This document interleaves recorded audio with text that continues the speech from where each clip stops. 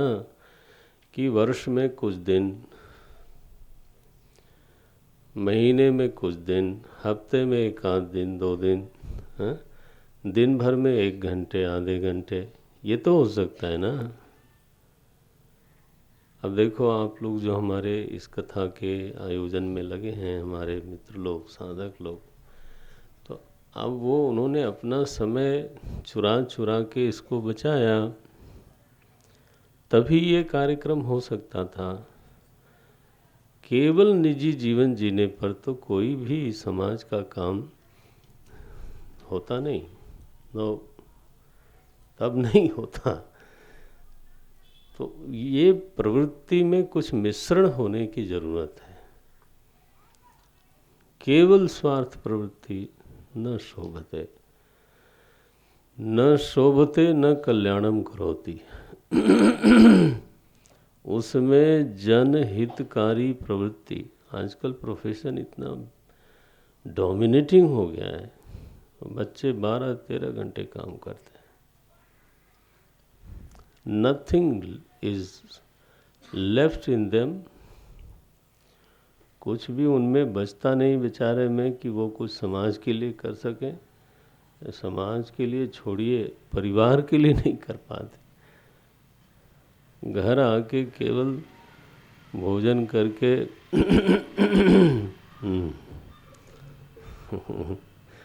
आदमी सो सकता है, that's all.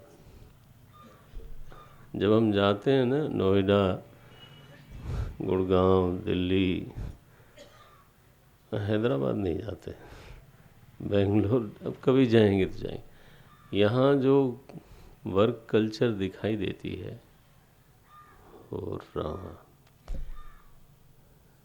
No time is left for anybody, पूरी तरह से शकिंग है। ठीक है भैया कर लो, लेकिन इसमें फिर डेट बनाना चाहिए, कुछ दिन, कुछ तो तरीका बदले भाई। कुछ हितकारी प्रवृत्ति के लिए भी मेरे पास समय, मेरे पास ऊर्जा, मेरे पास साधन होने चाहिए। I have my own limited resources, whatever I have, it has to be devoted towards the जनहितकारी प्रवृत्ति। ये शब्द उनका बहुत अच्छा था। वो जनहितकारी को आगे बढ़ाते थे स्वामी जी, पूज्य स्वामी जी, सर्वहितकारी प्रवृत्ति। सर्व शब्द का अर्थ करते थे जिसको मदद की ज़रूरत है उससे उसकी जात मत पूछना, उससे उसका प्रदेश मत पूछना, उससे उसका धर्म नहीं पूछना, क्योंकि किसी में इतनी सामर्थ्य नहीं है कि वो सबका हित कर सके।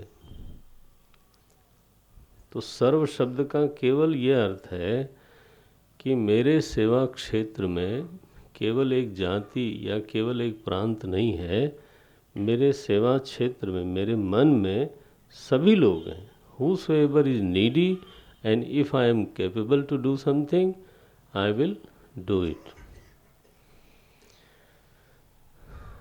भेदभाव करके जो हितकारी प्रवृत्ति की जाती है, वहाँ भी हितकारी प्रवृत्ति तो है, लेकिन भेदभाव भी है। केवल इन लोगों के लिए करूँगा, तो that might become a social work, but it will never be turned into spiritual work. ध्यान रखना,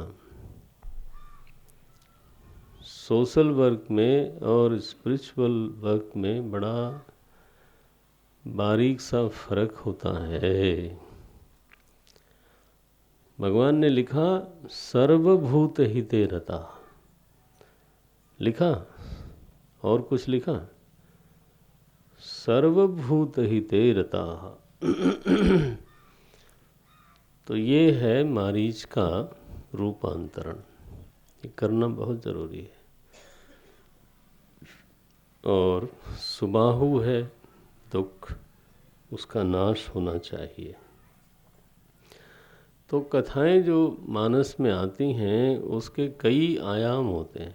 एक तो उसका वाच्यार्थ है जो त्रेता में इतिहास रूप में ऐसा ही घटा, फिर लक्ष्यार्थ निकल के आते हैं। तो कोई राजनीतिक दृष्टि से देखता है, कोई सामाजिक दृष्टि से देखता है, और कोई आध्यात्मिक दृष्टि से देखता है, यू नो। तो मैं आपको निवेदन करूं कि मानस पर सारे आयामों के साथ न्याय करने की सामर्थ्य तो पता नहीं किसी आचार्य में होगी, मैं तो कहीं भी नहीं देखता अपने में।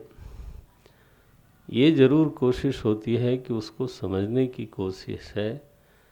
कोई लोग भाव पक्ष को बड़ी प्रबलता से रख सकते हैं, ये उनकी सामर्थ्य है।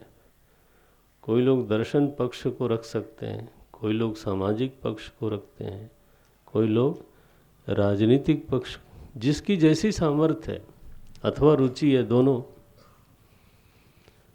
समझने के लिए प्रयास होना चाहिए। उससे थोड़ा मानस के प्रति, मानस माने रामचरितमानस, हाँ, मानस के प्रति जो आदर भाव है वो बढ़ता जाता है कि what A depth in these things. देखने को स्टोरीज सी लगती हैं, लेकिन इनका अपना एक गहरा महत्व है, मददगार है वो।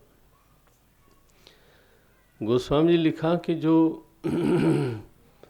आज के दिन साधकों की जो समस्या में मारीच, सुबाहु और ताड़का हैं, उसके लिए उनको, जैसे वहाँ राम भगवान को बुलाया विश्वामित्र जी ने, वैसे यहाँ साधकों को नाम भगवान को बुलाना चाहिए, नाम का आश्रय लेना चाहिए। एक्चुअली नाम का आश्रय ने सारे धर्मों ने लिया है। ये एक बड़ी विचित्र है स्थिति कि धर्मों के दर्शन अलग अलग होंगे, लेकिन जप की साधना, नामस्मरण की साधना सारे ही धर्मों में देखने में आती है।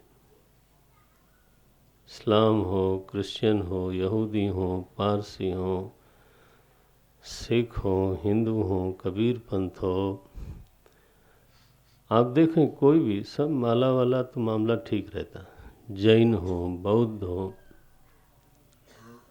तो आखिर कोई खास बात ज़रूर होगी नाम में। चित्त का प्रक्षालन करता है ये, चित्त को एकाग्र करता है, चित्त को निर्मल करता है। ये साधारण अर्थ बता रहा हूँ मैं। भागवत में लिखा कि भगवान का नाम लेने से भगवान उस साधक की ओर देखते हैं और उसमें आत्मीय बुद्धि हो जाती है उनकी कि ये मेरा नाम ले रहा है, मेरा है ये। उनके मन में मेरे प्रति मेरापन आ जावे तो फिर बात दूसरी हो जाती है। फिर तो कथम अपि अस्य साधकस्य कल्याणम भवति एवं करिष्यामि एव। ये तेषाम एवानुकंपार्थम अहमज्ञानजं तमः नाशयामि। तो ये नाम की महिमा बहुत है। हमारी ओर से क्या होता है वो अपनी जगह पर है, लेकिन उनकी ओर से क्या क्या होगा, उनकी सामर्थ्य अनंत है। तो वो जब अगर एक बार कृपा करके निहार देते हैं तो साधक का मंगल ही मंगल है। इस विषय में आप अजामिल की कथा पढ़ लेना, नाम की महिमा वहाँ सामने आती है। सहित नाम, एक आखिरी बात नाम के बारे में ज़रूर बोलें, शायद आपको लाभ हो। साधन वही है जो मेरे पास है।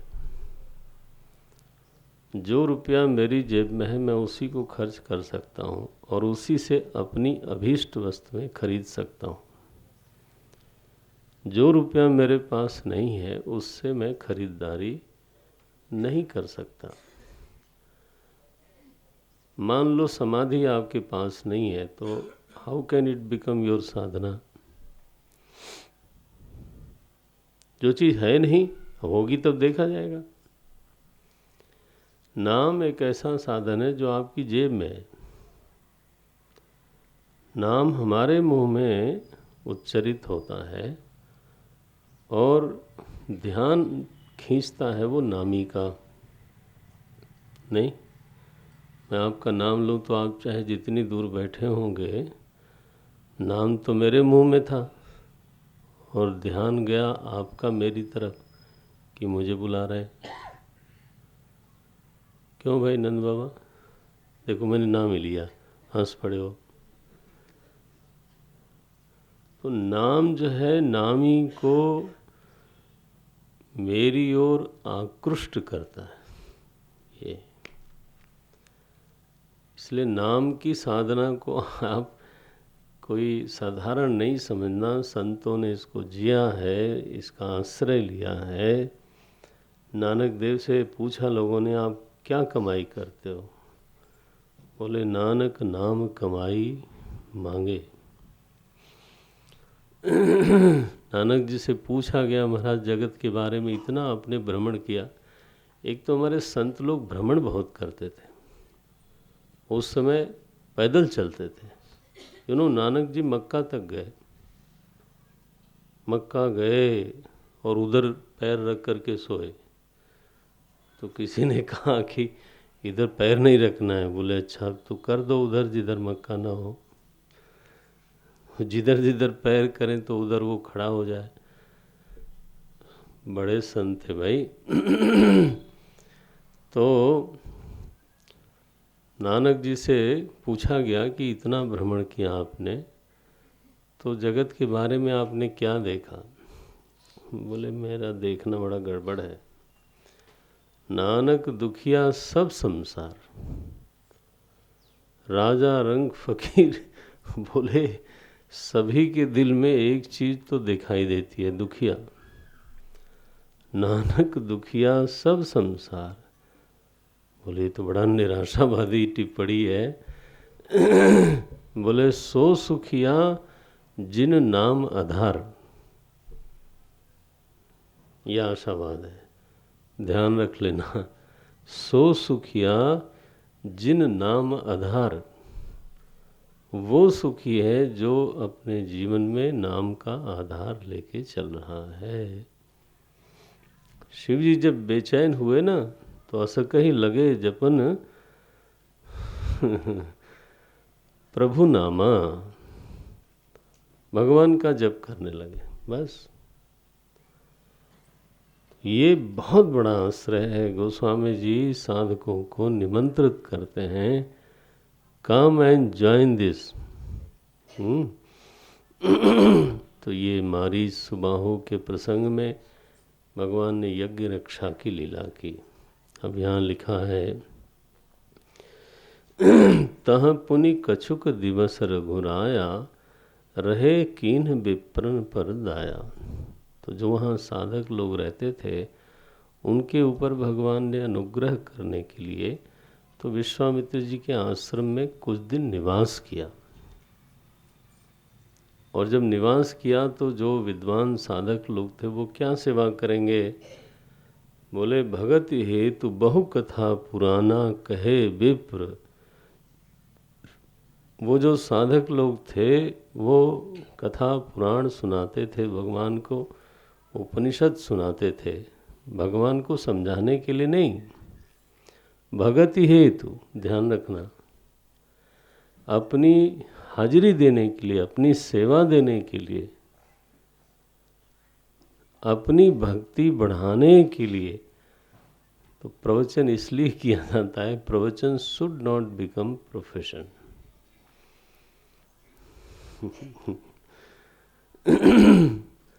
कभी हमें महात्मा ने एक डांट लगाई।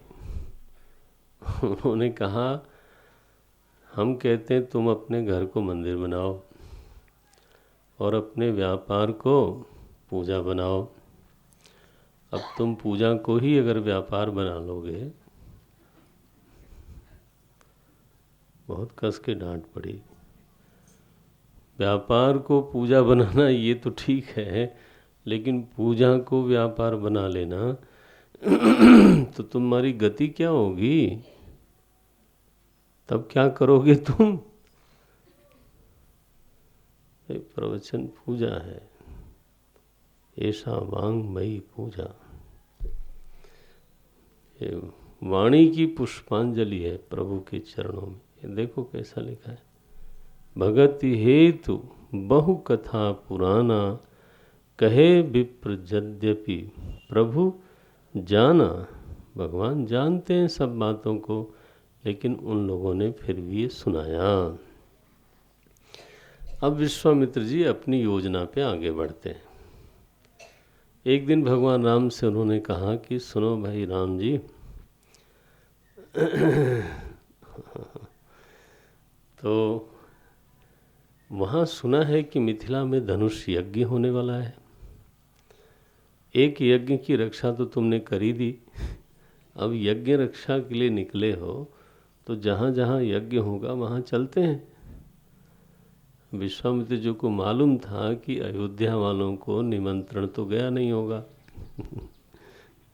और ऋषि लोगों को कोई निमंत्रण चाहिए नहीं, भाई वो तो विजिट करने जा सकते हैं।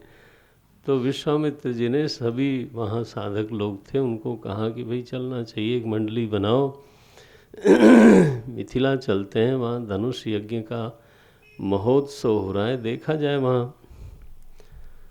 राम जी ने कहा जैसी आपकी कृपा, पिताजी ने आपको सौंप दिया है मेरे को, तो हरसि चले मुनिवर के साथा। तो चले महाराज, और पैदल ही चलना था।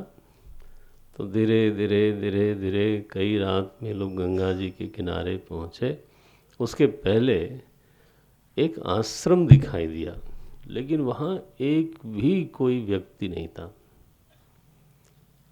चिड़िया भी नहीं बोलती थी। एक बहुत विशेष प्रकार की स्तब्धता जिसको बोलते हैं ना, सन्नाटा, कोई हलचल नहीं। आदमी को जैसे धक्का लगे वहाँ जा कर के कि अरे इस जगह पर कोई स्पंदन नहीं है, कोई हलचल नहीं है, कोई जीवन का चिन्ह नहीं दिखाई देता, ये क्या है? तो भगवान ने जिज्ञासा करी विश्वामित्र जी से, क्या है ये कैसा आश्रम है? यहाँ कुटिया बनी हुई है, लेकिन यहाँ कोई चिड़िया भी नहीं बोलती, यहाँ कोई जीवन का चिन्ह ही नहीं दिखाई देता। एक स्त्री देखी उन्होंने, बोले ये कौन है? तो बोलते हैं विश्वामित्र जी, ये 210 दोहा है।